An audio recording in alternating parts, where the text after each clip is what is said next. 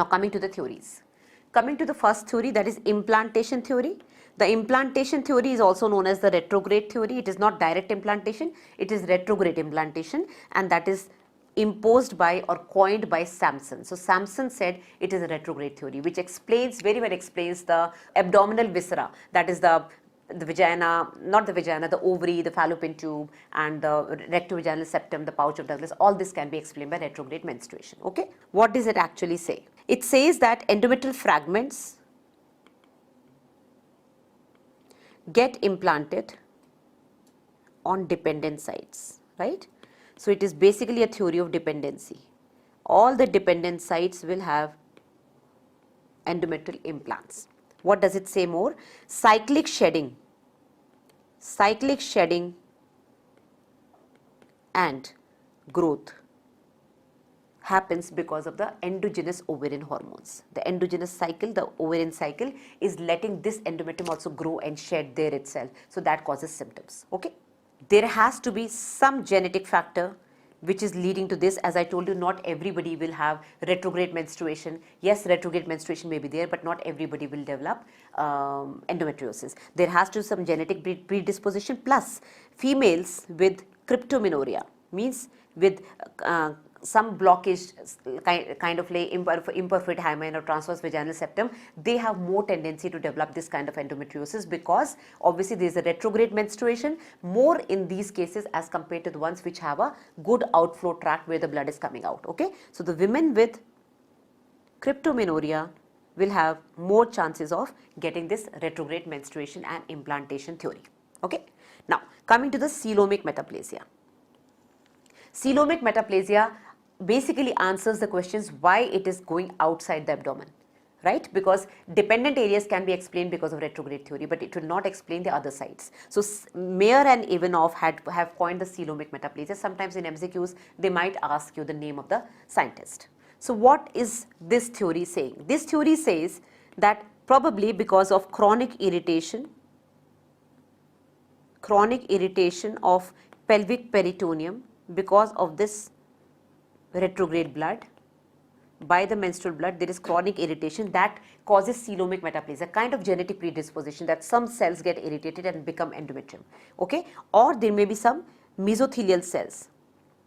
Mesothelial cells, which are totipotent cells, we know that sometimes they undergo change because of some genetic predisposition, and this change brings about endometriosis. So these trapped mesothelial cells, these are the Mullerian duct cells, the Mullerian remnants, they undergo some hormonal changes because of the endogenous hormones, and they convert into endometrium, and that explains, this theory explains the endometriosis in lungs. Even the hematogenous spread can explain this, or pleura, or even in the premenarchal girls. Even in the premenarchal girls, if it is developing endometriosis, then maybe because of coelomic metaplasia this is happening, because if they are not menstruating, how come they are having endometriosis? So this theory explains this. Okay. Then coming to the other theories, the direct implantation theory, the Halban metastatic or the lymphatic or vascular theory, and then the genetic and immunological factors. Direct implantation theory, again it is basically the genetic predisposition. There may be some susceptible individuals who have this tendency to develop into endometriosis. These tissues which are basically getting you can say retrograde menstruation, it is getting implanted there. So these tissues might get converted into endometrium in some susceptible individuals. Direct implantation can explain vaginal endometriosis, cervical endometriosis, episiotomy scar. These can be explained because of the direct implantation. In the Halban theory, the metastatic theory, lymphatic theory or vascular theory, we know that distant metastasis, just like what happens in cancerous theories, cancerous cases, the distant metastatic areas like lungs, pleura, arms, legs, they can be explained because of hematogenous spread, lymphatic spread, even umbilical endometriosis, CNS endometriosis, which are very rare, can be explained because of this particular theory. Then coming to the last, that is genetic and immunological factors. Now as I told you in different chapters, you have to make a table of all the genetic predispositions, the mutations and the chromosomes involved. So what is the genetic predisposition here? The genetic predisposition or the mutation named here is KRAS gene.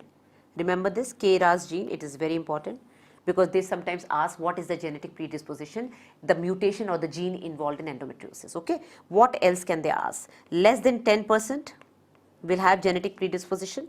Then 6 to 7 times increased risk if there is a first degree relative having endometriosis. Just like in fibroids it was 2.5 times more, here it is 6 to 7 times more chances of developing endometriosis as compared to a normal population. Genetic immunological factors will actually take care of not just the gene, the mutation, and also the immunology. Now what happens in immunology? There is a local cellular defect, local cellular immunity defect. So what are these local cellular cells? The natural killer cells, the T cells, they will have impaired activity. So these immunity defects, the immune defects in the natural killer and the T cells might lead to a genetic and immunological predisposition towards endometriosis.